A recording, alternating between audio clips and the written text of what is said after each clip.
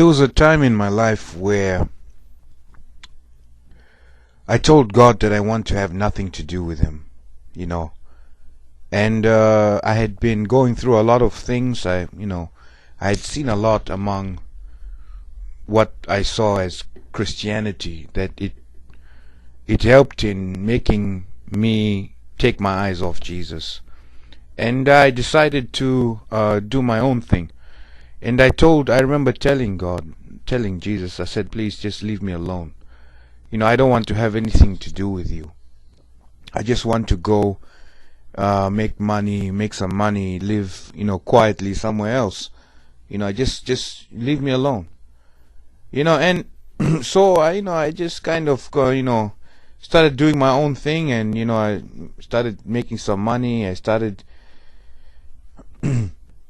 getting involved even more heavily in social life, and, things like that. And, everything was going very well. I mean, everybody loved me. I was the center of, a lot of activities, parties and, all these other things. So, when you have money and you have all these things, then everybody's around you. Everybody loves you. Everything you say is right. You see? So, that's pretty much what happens, So, this is the kind of life that people want. They strive for this, to be able to provide for themselves and to be able to have everything in control, or what you think is control. And, they go on like this, and I went on like that for a while.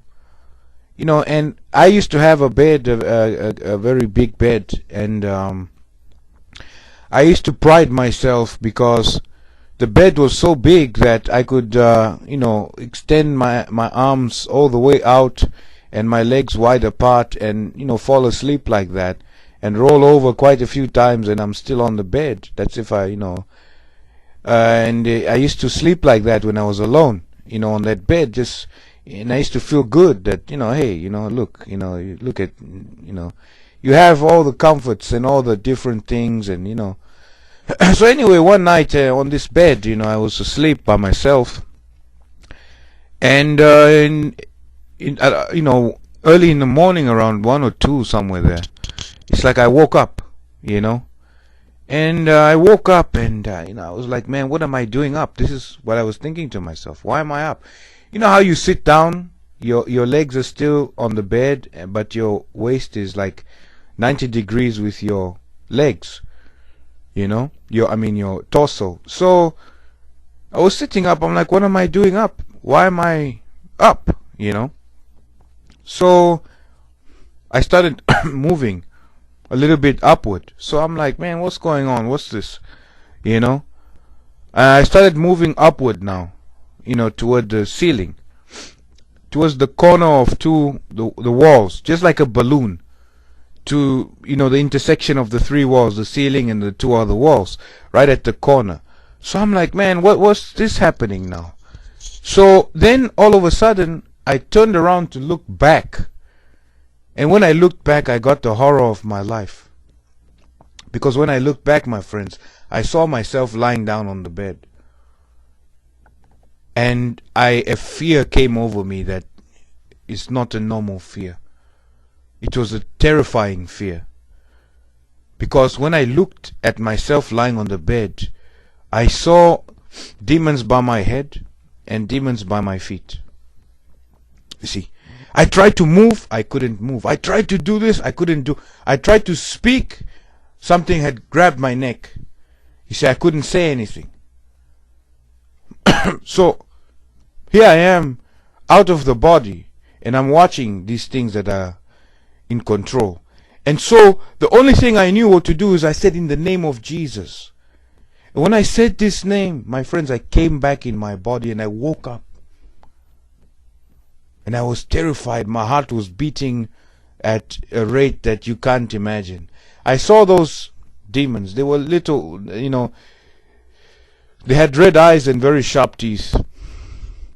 And when I was out of my body, they were laughing at me. You see, they were laughing at me because, after all, I was on a.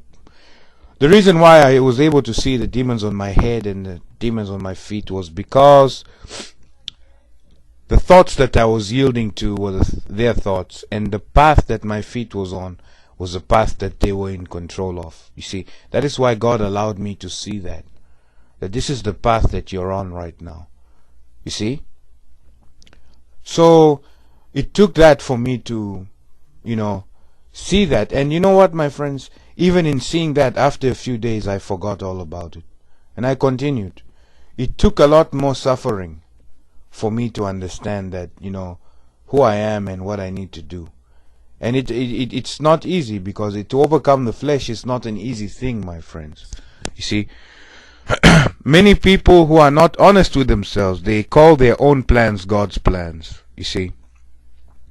Now me, in that situation, I knew I was honest with God, and I said, look, I want to do my own thing.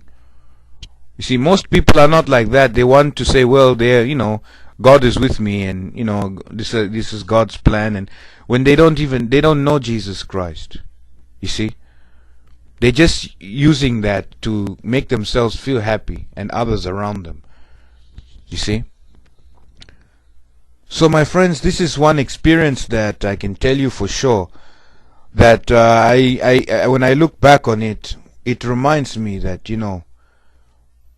there's two ways. One is your way and one is the way of Jesus Christ. You see, and we need to know Him, and we need to receive from Him. Many people will do things even for Jesus, and they think that they're doing it, and this is what Jesus wants, and they haven't submitted it to Jesus Christ, and neither have they heard from Him about it. You see, we have to submit all our plans into His hands, everything. You see, and then He's going to, when we submit ourselves and present ourselves to Him in humility, He speaks to us about many different things, about what we need to do. There was one time I had a very big website going, and the website was doing pretty well, and I was sitting there, and I was spoken to, and it told me, it said, this is not the will of God. And I started laughing, because I knew that this website is not going to last. You see, because I prayed for God's will to be done. You see, I prayed immediately when I was spoken to. I said, oh, let your will be done, Lord. If you don't want this website to continue, then you do something to stop it. My friends, one day later, somebody hacked onto the website, and the website is shut down. You see? So these are the things that the difference between your ways and the way of Jesus Christ. You see? We need to have a living, abiding relationship with Him. Sometimes we mess up, we do wrong, but we come back. We ask God for forgiveness, and we come back with a true penitent heart, with a repentant heart. We ask Him for His mercy. We can do nothing without Him. It's all up to Him, you see. And we just present ourselves and be obedient to the things that He wants us to be obedient to. This is hard for most people, because you have to learn to practice certain things even though you don't feel like doing them. Do I stumble at some things? Yes, I do. Do I want to stumble at those things? No. You see? So we must try our best, my friends, to learn to keep the commandments of Jesus Christ, and to keep His sayings in the heart, and to do them. See, if He says that we should not do this, then we should not do this. If He says you should not do that, we should not do that. If He says that we need to know Him, then we need to know Him. You see? And not of Him and other things that people are trying to substitute, where we begin to know, we're reading books and we're reading the Bible and we following other things, but we don't know Jesus. You see, we need to know Jesus, and that's the most important thing in life. You see, and that's the only truth. The truth is what Jesus tells you in your life when He speaks to you, because you're hearing from eternity. When you hear from eternity, it transcends, you see, all these other things. That's why we need to be prepared to receive from eternity. There are certain things we need to start doing. One of them is holiness. The other one is, learning to be honest with ourselves and with God. Learning to keep His commandments. You see, we need to make certain decisions in our life to say, Lord, I want to do this. You see, so usually when you make decisions from a deep place, it's when you've been stripped of things, or you're going through something, and or you've truly humbled yourself, of your own accord. And that's very few people do that. So my friends, I just would like to encourage you to follow God's plan, follow Jesus Christ, and don't deceive yourself with other things.